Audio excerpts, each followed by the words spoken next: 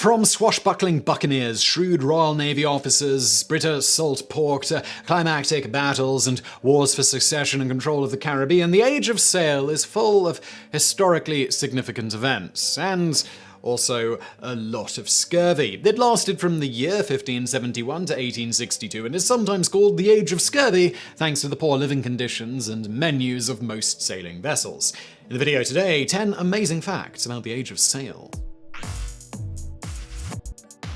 Number 10. Food in the Age of Sail. The famous quote from Samuel Pepys, "Englishmen, and more especially seamen, love their bellies above anything else." This effectively illustrates the attitude most sailors had toward food on their voyages during the Age of Sail. If provisions appeared to or were rumored to be short on a voyage or vessel, this could potentially turn recruits away from the Navy. The most common food stores aboard sailing ships was a less than healthy assortment of ship's biscuits, salt pork, and of course rum and lots of it. Though there were other items available to sailors, there's a reason why these became the cliché go-to menu for people crafting stories around the Age of Sail. Rations available to sailors could differ greatly depending on whether the ships were coming from the Caribbean or European waters. The best records of these food stores come from the British Royal Navy. In 1677, Samuel Pepys, the Secretary of the Admiralty, copied a contract made with local food and alcohol providers detailing the weekly rations of a member of the British Royal Navy. These included 1 pound of biscuits, a gallon of beer, 4 pounds of beef, 1 pound of salted pork, 3/8 of a 24-inch cod, 2 pints of peas, 6 ounces of butter,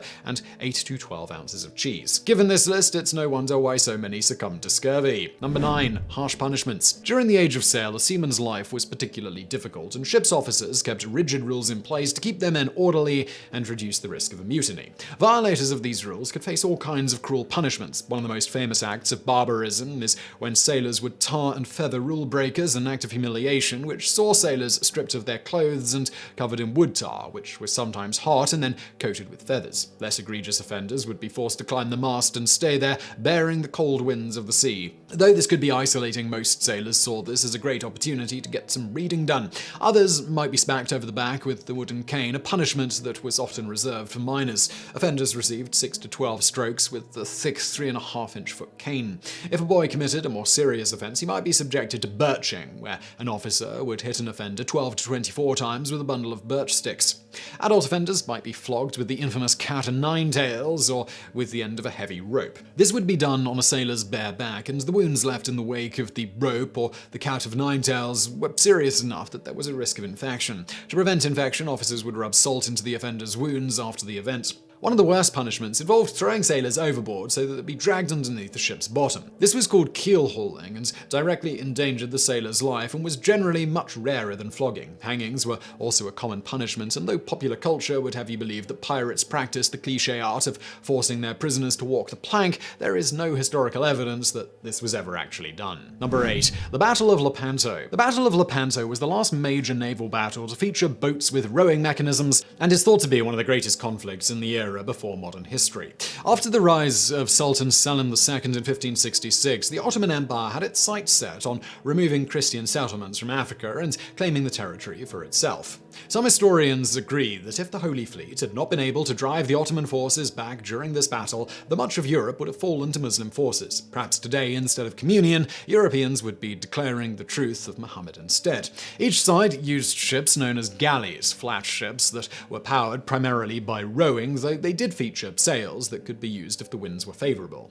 These types of ships were commonly used for trade, warfare, and piracy. As warships, they typically featured rams, catapults, and cannons as their primary weapons. On the morning of October the 7th, the Turks and the Holy Fleet engaged in a vicious battle, which quickly descended into bloody hand-to-hand combat. In the end, the Holy Fleet was victorious, and a large majority of Europe rejoiced at the good news. Number 7. Press gangs. The conditions aboard ships in the British Royal Navy were less than favorable for a potential recruit, and life among their ranks was anything but safe, so it should come as no surprise that recruitment through peaceful means was difficult. To convince seafaring men in the merchant fleet to join the war effort, officers would round up 10 to 12 men and gang up on those reluctant to join the Navy. The act of impressing was even endorsed by Parliament at times. Those victim to a beating at the hands of a press gang were often knocked unconscious, and it was common for violent fights to break out as a result of the threats levied at potential volunteers. Men who were apprentices or officials from foreign governments were seen as off-limits, and the Royal Navy did not officially take on sailors outside outside of the age range of 18 to 55, but the rules were often broken so that those in a press gang could earn their reward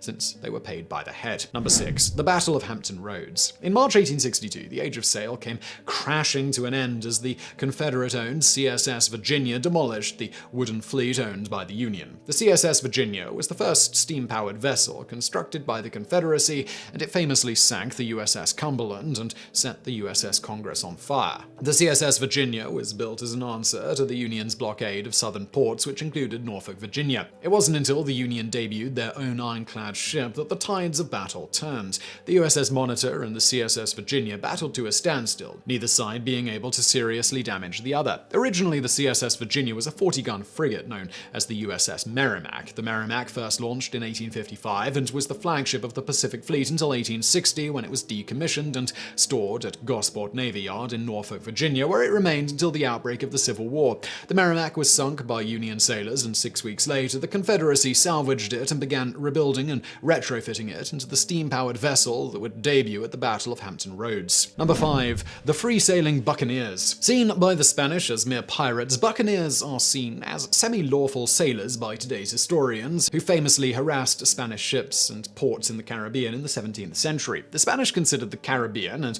all of its gold and silver to be the exclusive property of Spain. At first, the buccaneers were just ordinary French and English settlers who lived on Hispaniola and other Caribbean islands. They got their name from the word boucan, and in fact, most of the early buccaneers were hunters who used to smoke the meat of wild animals. Eventually, they were driven out of Hispaniola, and this created in them a deep seething hatred for Spain. Those who ended up in Tortuga forged a brotherhood known as the Brethren of the Coast, and by the 1630s, they were no longer hunters but men of the sea. Their attire consisted mostly of pilfered goods obtained through the plundering of Spanish ships.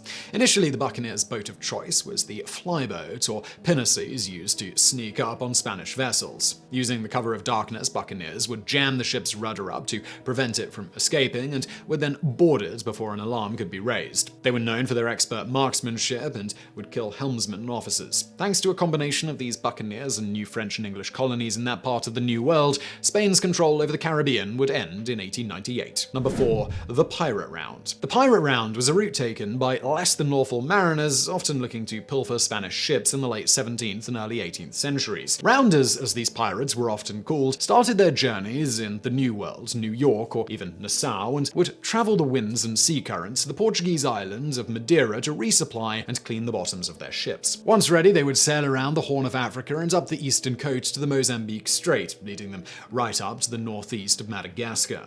The island of Madagascar made for a perfect pirate base, as it was outside of the influence of European law or politics. The base was created by a pirate named Adam Baldridge in 1687, who subdued the native population and took tribute from them, and would later go on to create a trading company which would supply pirates with clothing, gunpowder, ammunition, and of course, rum. England would finally start to crack down on piracy in the year 1700, but they would do so by hiring unreliable privateers to do the work. Men like Captain Kidd would start their careers out as pirate hunters, but greed would win once they saw the riches that could be had if they turned to piracy, and many did just that. The round would see a decline after the destruction of Adam Baldridge's base on Madagascar until about 1719, when there would be a brief renaissance thanks to names like Edward England, John Taylor, Oliver Labuse, and Christopher Condent. Many of these men refused to accept pardons for their past deeds and were eventually forced out of Madagascar by the East India Company. By 1721, the pirate round's life as a hotbed for brigands and plunderers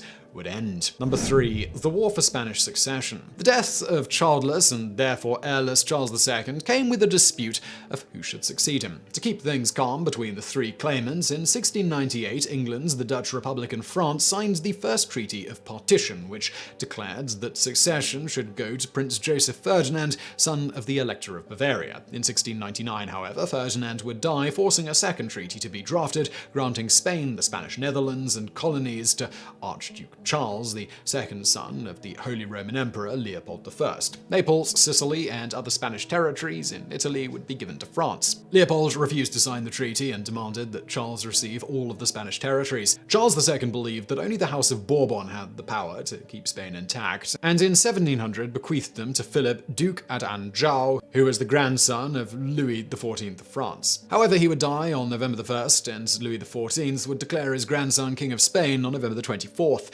Philip V would invade the Netherlands in 1701, marking the start of the war. During the war, it was common for privateers to be hired on contracts of war, but when the war ended in 1714, it would leave many of these men and their crews out of work. Those men would turn to piracy, starting the last era in what's considered the golden age of piracy. Number 2. The final era of piracy. The ending of the War for Spanish Succession saw many privateers out of work, and because of this, many of them turned to piracy. These privateers turned pirates ravaged the Caribbean, which still had plenty of buccaneers sailing its waters, as well as the Indian Ocean and the Red Sea. By 1717, Blackbeard, Hornigold, and the rest of the pirates originating in Nassau ruled the Caribbean, but in that same year, King George I issued the Proclamation of Suppressing of Pirates, also known as the King's Pardon. If a pirate surrendered themselves by September 5, 1718, to a governor in one of the colonies, they would be granted clemency. Hundreds of sailors who thought they would never be free to return to civilization were suddenly free to retire from their lives as criminals.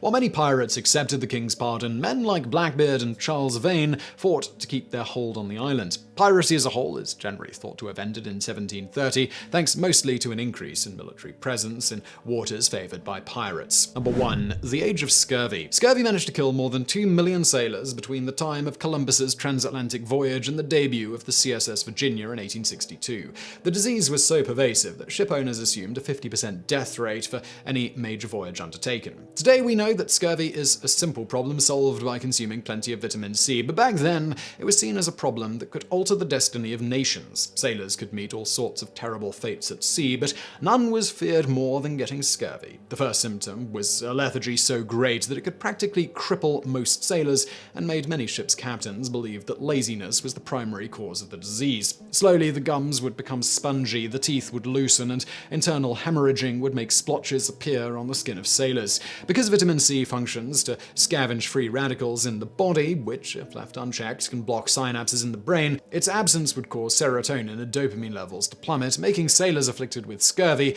experience terrible hallucinations. A cure for the disease would not come for centuries, but sailors superstitiously thought that the smell of earth or being on dry land would help them heal from the disease. Sailors went so far as to pour dirt over those suffering from it, hoping that this would cure them. Scurvy would continue to plague voyagers until 1795, when Sir Gilbert Blane organized the distribution of citrus fruit to seamen. So I really hope you found that video interesting. If you did, please do hit that thumbs up button below. Don't forget to subscribe. Brand new videos just like this every day of the week.